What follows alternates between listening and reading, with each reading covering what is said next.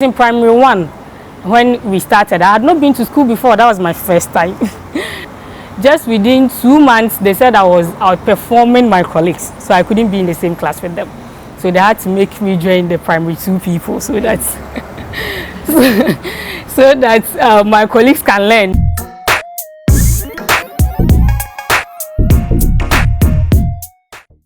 Today on the show, we are taking the show to a different dimension. We are speaking to an intelligent lady. She's in the person of Deborah Azika. She's one of the youngest female chartered accountants we have in Ghana, and she's backed so many awards at the graduation and admission ceremony of the Institute of Chartered Accountants Ghana. We'll be speaking to Deborah and we'll find out what her story is. Before we do that, remember to subscribe to our YouTube channel, follow us on all our social media platforms. My name is Philip Abutiati. All right, Deborah, thank you for joining us. So how do I address you? Is it CA Deborah or Chartered Accountant Deborah? Or? Okay, for now you can just call me Deborah. Because I'm a qualified accountant. I'm not a chartered accountant yet. What's the difference? Okay, so as a chartered accountant, you are the member of the Institute of Chartered Accountants Ghana. But as a qualified accountant, you are an associate of the institute. You have passed the professional examinations, but you don't have the experience required to become a chartered accountant. You need to pass the exams and also get 3 years experience in accounting, tax or audit to be called a chartered accountant. Okay, so you've passed the exams and you're still working for the experience? Yes, please. So how many years of experience do you have now? For now, I completed school in 2019 and I did my service and I'm still working for now. So it's not even up to 2 years yet. But tell me, how does it feel to be a qualified accountant? I feel great and happy, you know, because it's not easy, but then you have to put in much effort considering doing national service at the same time and also having to learn and even undertake some classes. So I feel so happy that I wrote it, and by God's grace I was able to come out. Okay, so you know, accounting, just like any other professional course, it's not an easy one. Yes. And to see a lady like you excelling in it, what's your secret? Like, you know, I get that question a lot. What's your secret? Please tell me your secret. And that's, but the truth is, there's no secret anywhere. There's no secret anywhere. Just like we go to the university, we do our undergraduate programs and we learn to pass. It's the same way. You just have to learn, plan on how you're going to do it, and take classes if it's possible. Some people don't take classes, but they come out and they've excelled. So you have to know your strengths and actually capitalize on your strengths. And you know that I believe that God is a factor. You can't leave God behind if you want to succeed. That's what you always say, God. Okay, so we'll come back to your accounting journey. Okay. But let's talk about you. So first of all, introduce yourself to us. Walk us through the schools you've attended, how life was for you growing up as a kid. How was it like? Were you the type that you were always having books around you, reading, solving things? Or I'm really curious, I want to know. Okay, so I started my primary school at Teshiman, the then born Hafo, but now Bono East. The school's name was Ames High Preparatory School, but now it's Vertu International School. And you know, I didn't start from creche and all that because I was home. I didn't go to school early. I went to school at the age of 6. And when I went, the school had just come new, so apparently they even came to our houses to pull us to the schools. It's not even like we went there willingly. So the school had primary 1 to 3. So when I went, they said when you were 6 years and below, you had to be in primary 1, and those above primary 2 and that. So I was in primary 1 when we started. I had not been to school before. That was my first time. So I was in primary 1 when the school started, and just within 2 months they said I was outperforming my colleagues, so I couldn't be in the same class with them. So they had to make me join the primary 2 people so that my colleagues can learn, because I was moving at a faster pace, and then you know, they couldn't catch up with that. And that was primary 1? That was primary 1. So they all started at you. I see. They couldn't catch up with that. So that's where I started. So I started from primary 2, go to primary 3, and I had to change school to Green Shade International School, still in Teshiman. I had primary 3 there, and after primary 3, I still had to change another school. to go to Mercedes, and that was because I think I had to change school because the Green Shade was an international school and my parents couldn't keep up with that. So I had to go to a government school that they could afford, and that's when I landed in Mercedes. And I had to do only primary 4 there and finally moved to my hometown in Upper East region, a village called Nyarika. That's where my mom comes from. So I had to go there and continue my education. And I went to Nyarika Primary School, and I had to do primary 5 and primary 6 there. Finally moved to preparatory model JHS to do JHS, and from there I went to Northern School of Business in Tamale, Northern Region. And after that I proceeded to University of Cape Coast. In SHS I read business, and I developed love for accounting, so I decided to pursue accounting in tertiary. And that is how come I found myself reading Bachelor of Commerce Accounting at the University of Cape Coast. But growing up, was a dream always to be an accountant? No. Growing up, I was inspired by a banker who, you know, at Teshuman where we stayed, this man looked different. He wasn't like the average, individual at the community. He looked so different, the way he carries himself around, the way he wears his suit every morning. So I looked at him and I asked him, what could I do to become like him? And he said, I have to do business in SHS. So the dream was to become a banker like the man. Wow. But then I went to SHS and I discovered my strength, and that was working with numbers. I find it so difficult to keep up with reading subjects. So I realized that for me to even stay in the business field, I needed to do something that involved much of numbers than doing something that involved reading, because I couldn't keep up with that. You know, so I discovered that I could do much of the numbers with accounting than doing with, let's say, management and other fields. So that was when I decided to go and do accounting in the university.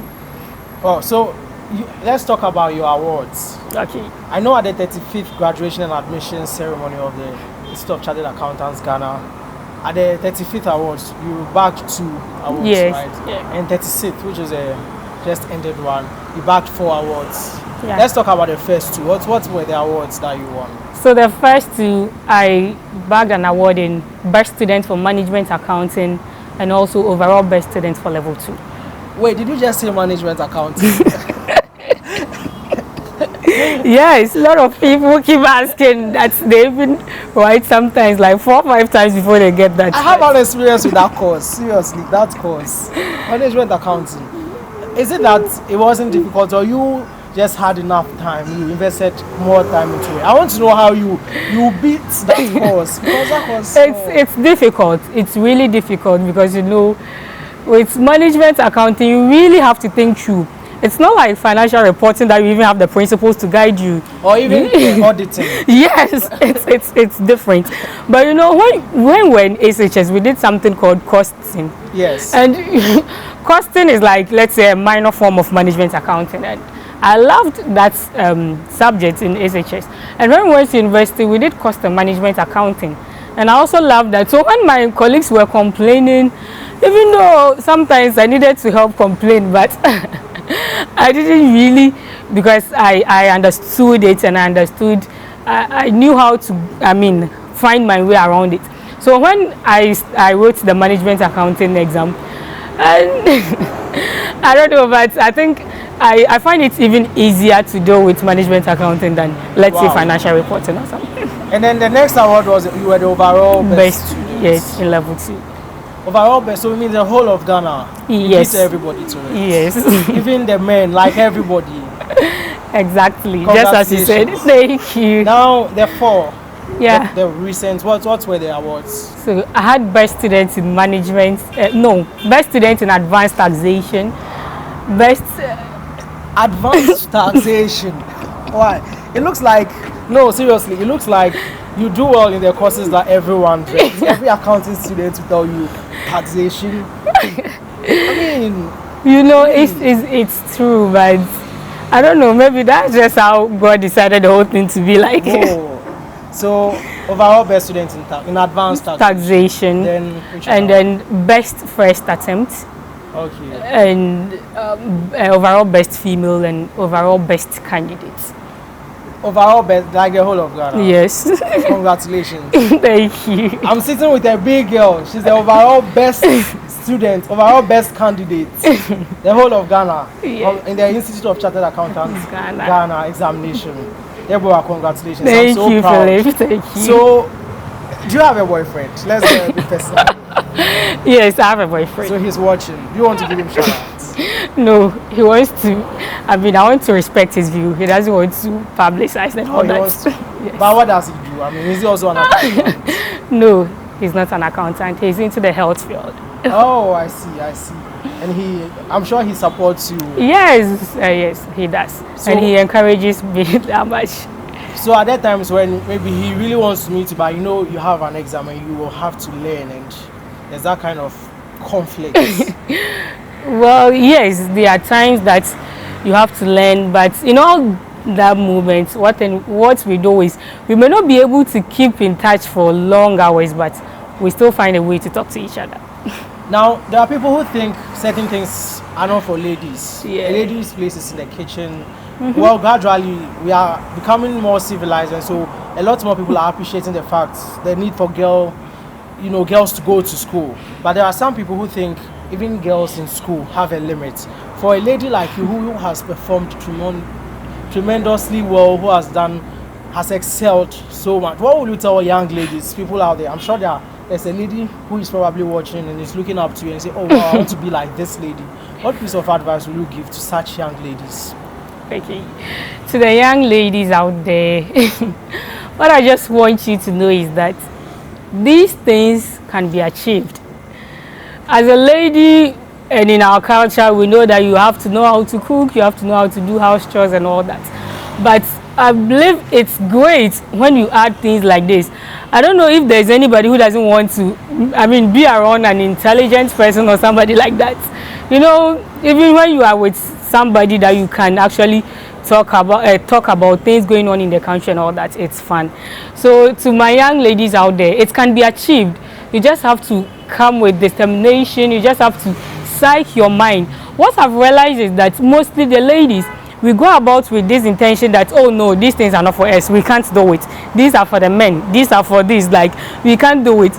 And some people even pass comments like, you know that thing.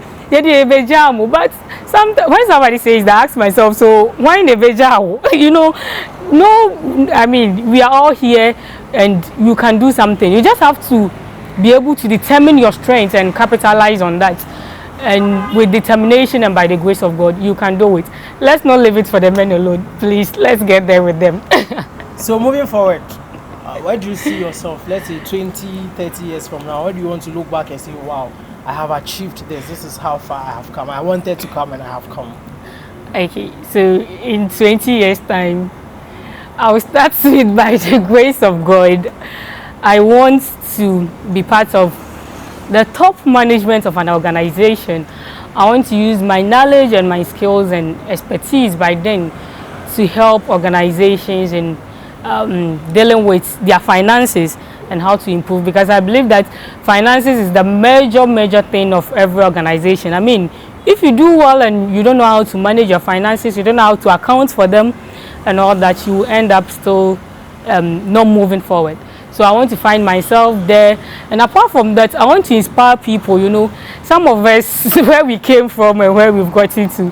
Even when I mentioned my village, you've not even heard of it before, and even the schools I attended, some people, the last time somebody was asking me that, the person actually told me, somebody asked him which SHS I went to, and he said, I went to Holiko. The person said, I went to Gehe, and he said, no, I went to Holiko. And so he came to find out if that is actually true, and I said no, because I went to Nobisco, Nordic School of Business in Tamale, and they couldn't actually believe that, So when you look at where we came from and where we've gotten to, if there is no much we can do, we can actually support the young ones there, encourage them, give them career guidance and how to also choose their field and what they are interested in. So in 20 years' time, I want to look back and say that yes, this person, that person, have been able to touch their lives positively. All right, Deborah, thank you so much for joining us. It's a delight having you on our show, and I'm excited. It's just sad that you have a boyfriend. That was just by the way. Right, so that was a conversation with Mmabila Deborah Azika. She is a qualified female accountant in Ghana who has bagged 6 awards in her chartered accountancy journey. In fact, she rose to become the overall best candidate in Ghana in the Institute of Chartered Accountants Ghana's graduation and admissions ceremony. And it was worth having her on our show to inspire you. If there is any inspiring story such as that of Deborah's, feel free to write to us. Feel free to comment in the comment section below, and I'll follow up. The show again is Faces of Ghana, and my name is Philip Abutiati.